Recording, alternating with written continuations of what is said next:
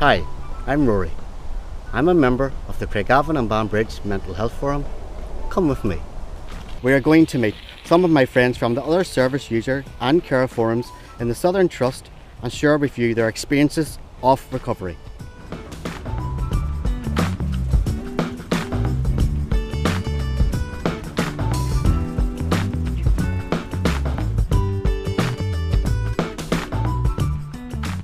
Caroline, how's you? All right, Rory. Doing well. How about you? I'm not too bad, Caroline. See, you took up cycling. I have indeed, Caroline, and it's been the stepping stone to my recovery. Same as the yoga with me. Right. The exercise is brilliant. When did your recovery begin?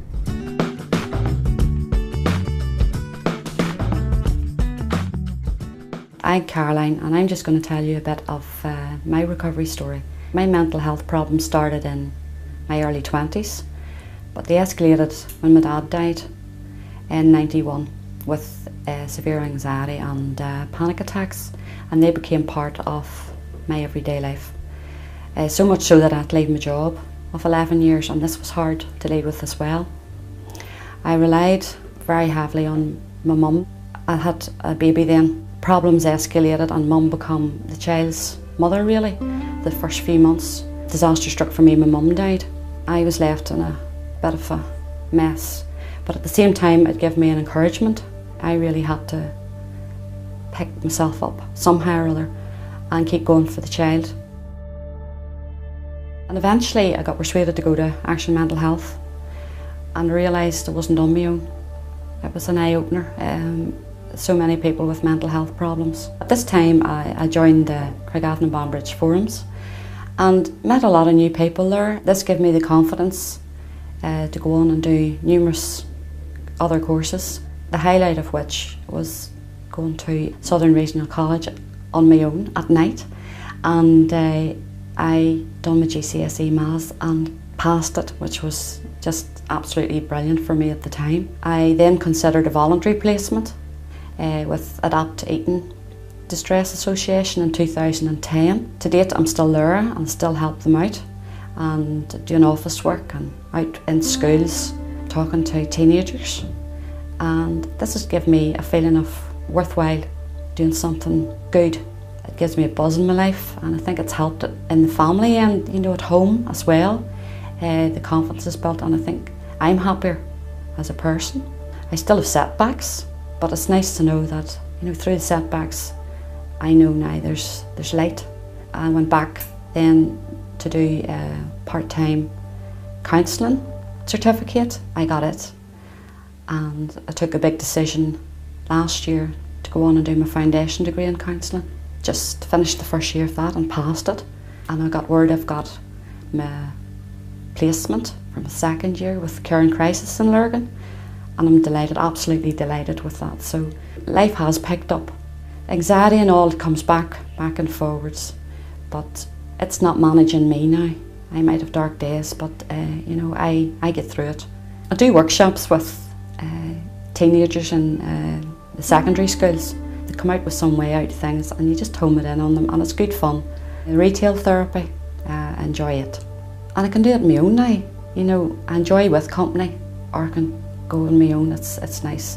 I have an 11-year-old daughter and she likes the cinema, so we like to go there. And just family holidays and things, I actually enjoy them now. My problems don't control me anymore. I can manage them most of the time, and that's my life, and that's my way forward.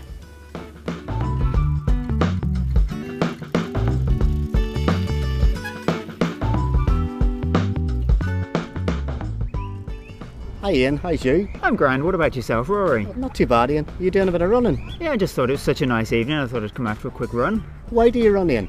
I like running, and I'm really quite good at it now, but it gives me a bit of space, gives me some time to myself.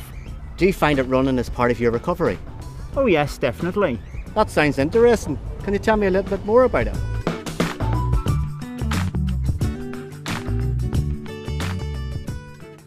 I'm Ian Cardwell and I'm currently living in a small village in County Armagh called Donaghcloney, where I live with my wife. We've lived there for 5 years. I've been caring for her now for the best part of the 7 years since we moved over here.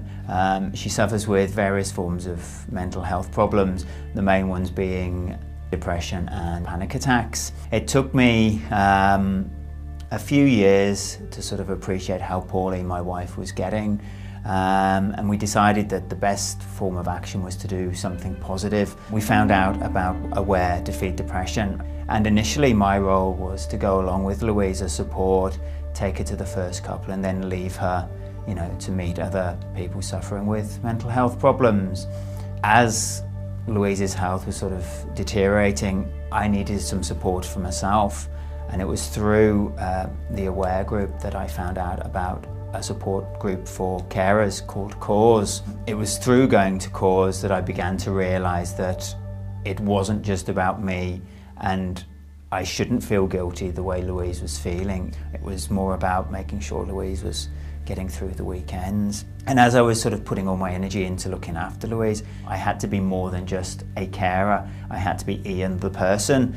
So I sort of tapped into my two main interests, gardening. I have an allotment just outside the village, and we would have a nice garden at home as well. So I'd be looking after things like that.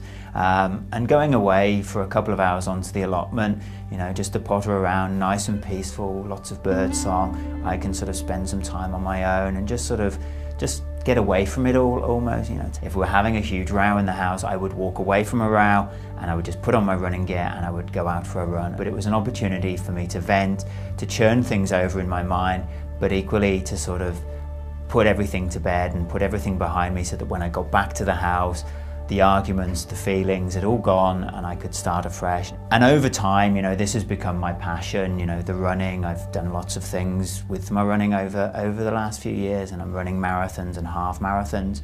And it made Louise realise as well that whilst I was gaining my own identity, she needed to sort of almost pull herself away from being just this person who suffered with depression. And she would then start, you know, just baking cakes for people's leaving parties and things like that. And people have begun to sort of comment and make really favourable suggestions to her in terms of, well, you should really go into business or you should be selling these cakes.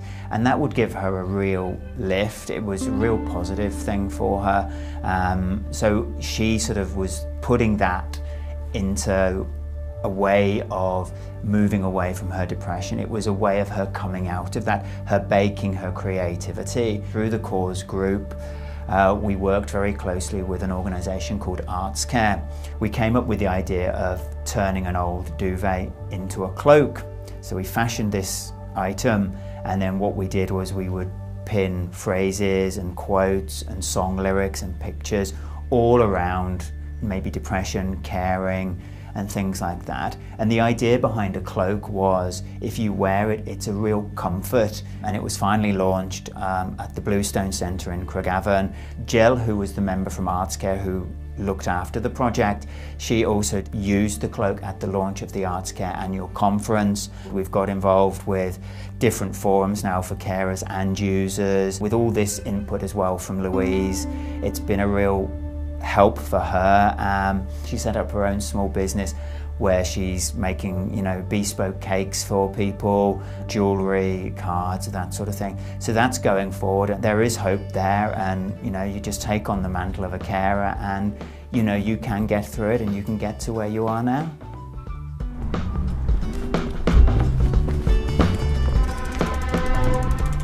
Hello Alan, how's you? Hello Rory, nice to see you. Nice to see you too, Alan. I see you've got a little cardboard business going here. Up and running over a year now. I suppose this has helped with your recovery. It has indeed so much. And when did your recovery begin, Alan?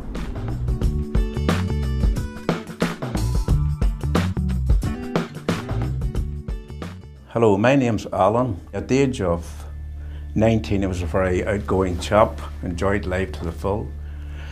And I decided to wind down and used to call in for a bottle of beer. But unfortunately, many persons heard this story. I got addicted to alcohol at the age of 38. Things came to a head. I was that far gone with my addiction that I decided to take my own life. I took a few overdoses. At that stage, unfortunately, I had lost my home, my family, my carpet job. So I basically ended up with the clothes on my back. 14 years I spent in and out of St. Luke's Hospital. So I've lost a lot of years in my life. I was referred to Dungannon Beacon Centre, which I had that many phobias about my head. I didn't want to go anywhere, basically.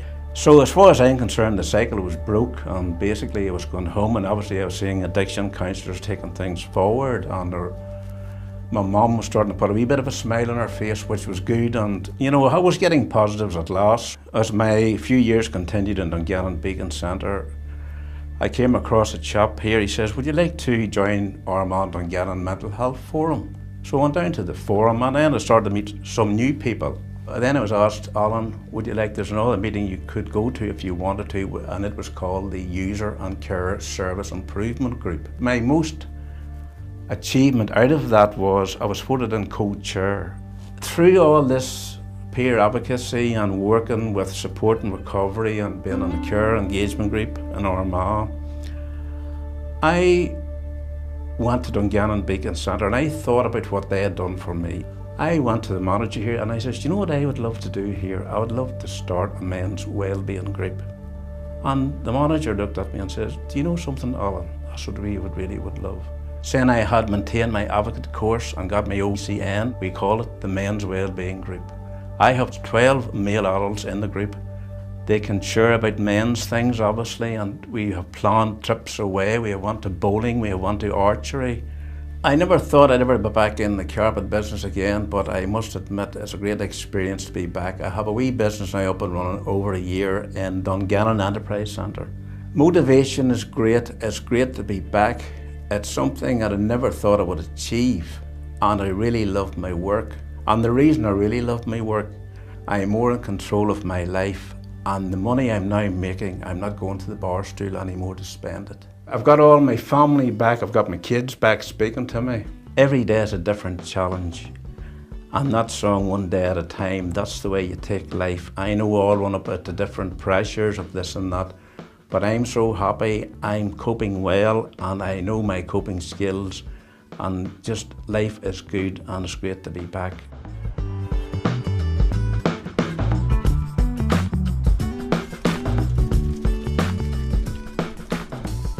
Hi Barbara, how's you? Okay, Rory, I'm grand. How are you? I'm not too bad, Barbara. Barbara, we're all involved in this recovery ethos within the Southern Trust. Can you tell me how you got involved in the RAP and this recovery? Aye, well surely. Let me see, how did it start? I contacted one of the nurses that used to nurse me in the hospital way years back and was asking her about the work she did, and she started to explain RAP to me and what it was. It's personal to everybody because you have your own RAP. Your RAP is not going to be the same as my RAP, you know. And a really great part of it that I enjoyed immensely was this here, actually making up a toolbox. Right, yeah. A wellness toolbox, and basically this is things that if I'm not feeling too well, Rory, I can go back to, and I could say, well, you know, what'll make me feel a wee bit better, or what do I need to do on a daily basis that'll make me feel okay. And you know, without a doubt, I would say one of the major things is the medication. You know, because if I don't take this every day, I'm not going to start off from a wellness point anyway. And then, I don't know, I'm sure I've told you before about me having cats. That's and a right, wee Barbara, puppy. you have told me before, yeah. Yeah. Well, you see them, they are just my one constant reason to get up in the morning, to get moving, to try, do you know what I mean? To have a wee bit of, it even builds your self-confidence just a bit, you know, that I'm able to take care of them. And then it's just very simple things, you know, and people probably don't give this a thought, but you see, when I'm ill, I'd be so fatigued that even getting up to wash is like an uphill battle. So I have this wee sponge duck, and that reminds me that I have to get up every day and wash and see to my personal hygiene. Very simple things like that. And another, you know, massive part of my life and support is my friends, and this is my way address book, you know, with all my friends' numbers and such. You know, I just don't know how I would survive without my friends. They're so good, you know. Like my wee pup, don't know if I ever showed you a photograph of her, but she needs to be taken out. Barbie, yeah. You know, she goes, and this is what the wee collar's about, and that represents taking her out 3 times a day for a walk, you know. And a big, massive escape for me all my life was reading books. Absolutely love reading. I can escape, and actually it's hard to believe, but since I was 13, I would read 5 books a week. You know, religiously would just read them, and you know, it's things like that. And then, of course, if I'm in real dire straits, I love to go and buy something, even if it's only online. So I'll go and I'll buy a wee outfit for Millie, the pup, or whatever, or buy another book, or download a book into the Kindle, something like that. And it's all these wee things that are personal to me, but at times when I'm not so good or not feeling really good, you know, they're a comfort. There are 5 key concepts within RAP, and these are hope, personal responsibility, education, self-advocacy and support. And this is daily maintenance. And what daily maintenance does is looks at what am I like when I'm well, things that I need to do every day to keep myself well, and any optional extras. And one of the things that I need to do every day to keep myself well is to not oversleep, to attend to personal hygiene. Triggers are external to yourself. They happen outside of your control, but yet they can contribute to you becoming ill. Early warning signs are internal, and that means that they come from within you. And for me, that could be being weepy, crying. And then we come to when things are breaking down, and these are more signs that are probably evident to me, but also evident to everyone else around me. The last 3 parts that we have covered, they all have an action plan attached to them. And an action plan is something that is put in place to sort of counterbalance the warning signs, the triggers, and so on. Crisis planning. In this stage of your RAP, crisis planning is a part of your RAP that may be shared with others. And the reason for that is it's done when you're well. You're able to identify what works for you and what doesn't. So then, you know, you can put down people that you want to support you, people you don't want to be involved in your treatment, and who is to take responsibility for care of pets, children, things that happen every day in your home. Post-crisis planning is also very important, because this enables you to catch your breath and decide and evaluate what worked with my crisis plan and what didn't. Well, Barbara, that was brilliant information, and I'll see you around, Barbara. All right, take care now. Bye. Bye.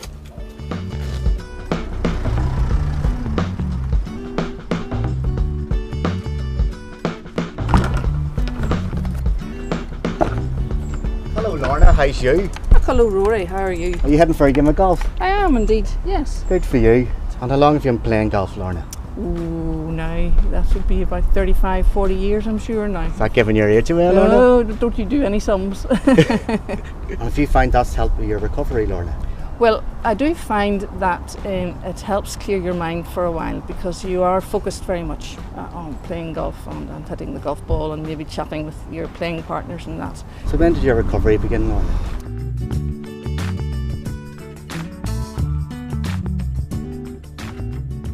Well, hello. My name is Lorna Stewart, and first of all, I would say I'm a wife, a mother, and a hard worker. Now, in my life, my family is important, and in fact, I believe this is where my problems began. In that, during my second pregnancy, I became extremely ill, so much so admitted to hospital for a long time. At that time I could feel myself dipping down, but had no realisation of how far I was going to dip after the baby was born. I had suicidal thoughts. I needed expert assessment. In fact, I was admitted to the psychiatric hospital that evening.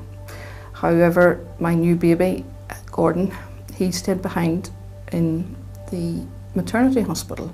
Understandably, I was quite distressed, and for all sorts of reasons. Things gradually improved. A lot of medication was tried. Eventually it was decided I may benefit from electroconvulsive therapy. In my estimation, that was the time of greatest change, that something lifted. 2007, I was diagnosed with breast cancer. Initially, obviously big shock. I went off for my first chemotherapy session and my mood went down and just couldn't cope. I had a daily visit from some people who tried to encourage me that we will get you better. With the passage of time and with my attendance at my local Beacon Centre, I started to feel better within myself. I gained some confidence. I am well recovered. I am enjoying my golf. I am enjoying my family. And the new friends now that I have met through the Mental Health Forum. I suppose another part of my involvement with mental health has been actually attending a training course on peer advocacy, which was held in my local Beacon Centre. I went along to the Service User and Carer Improvement Group, not really knowing what it entailed at the time. However, as well as acquiring a lot of knowledge about mental health issues and how we work with our trust, we decided as a group to enter a competition, and it was entitled actually Making a Difference, and it was to highlight the way that service users and carers can be more active in altering, changing mental health services for the better. And little did I know that a few of us out of the group were selected to go along for a face-to-face interview, and in fact after that interview we discovered that we had won our part of the competition. The winning award was to be presented in the Slieve Donard Hotel in Newcastle. We got to meet chief executives and other directors. We even got a bouquet of flowers and a box of chocolates. And really it was good to meet people who did seem interested in what we had been doing. There was an award this time put forward by our Health Trust, our Southern Health Trust, and they were called Excellence Awards, and we decided again that we would present a little report on how we felt the service was improving. The group has managed to attain second place in the partnership category. We all have to push ourselves forward, particularly if we want to make changes. My experience of my mental health problem is that I do live day by day. I take small steps. I increase my responsibilities.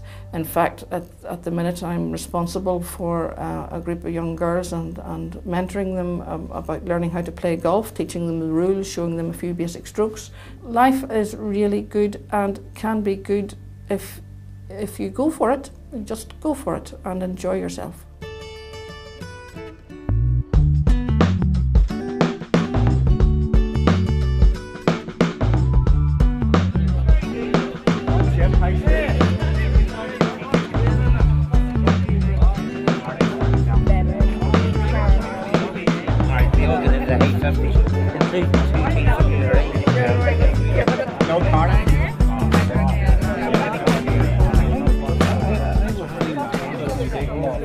Hello, I'm Nora, and you'll find me in any good restaurant.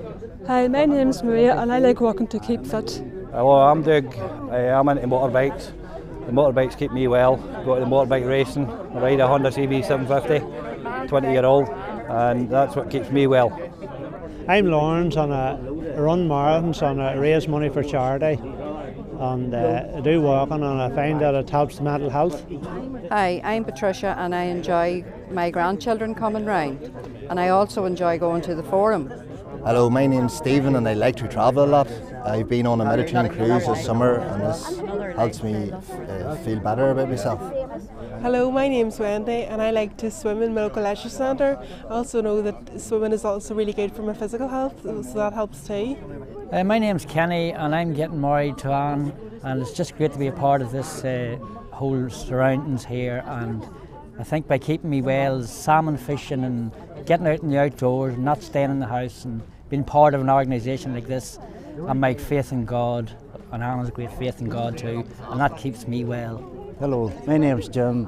I had trouble to stop smoking. Trust come in there and they give me a whole lot of backing. They helped me a lot. They've got me off of cigarettes. And by the way, I'm an extra on TV and films. I'm actually working on Game of Thrones at the moment. I've finished Your Highness, Mo Molin's story, lots of other ones. Hi, I'm Betty. I just love to get outside and I love my gardening. It really relaxes me. Hello, I'm Conla and I enjoy surfing the net. I'm Brent and I'm getting the grips with mobile technology, using it for texting with my friends. Hi, I'm Mark. I like socialising, having a coffee with friends and family and sport. Hi, my name is Rory McKagan. I used to do a bit of gardening at Tanamore Gardens here. I was like getting involved in social activities, like any form of personal development. My name is Francis. I'm a member of the Bamford Monitoring Group, the Mental Health Users Forums and the Beating the Blues subgroup. Apart from that, I'm happily retired with my wife.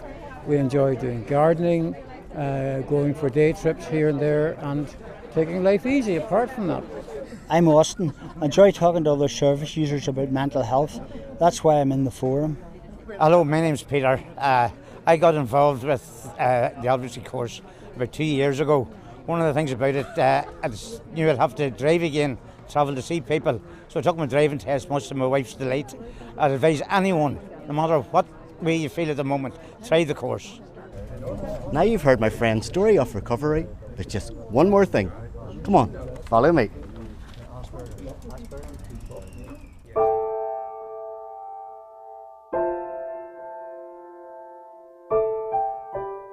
Well, you've heard from a few of my friends in the mental health fora and got an idea of recovery.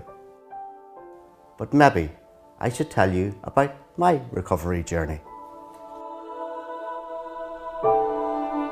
I have had my own mental health difficulties going back 20 years. I have been in hospital and in and out of employment.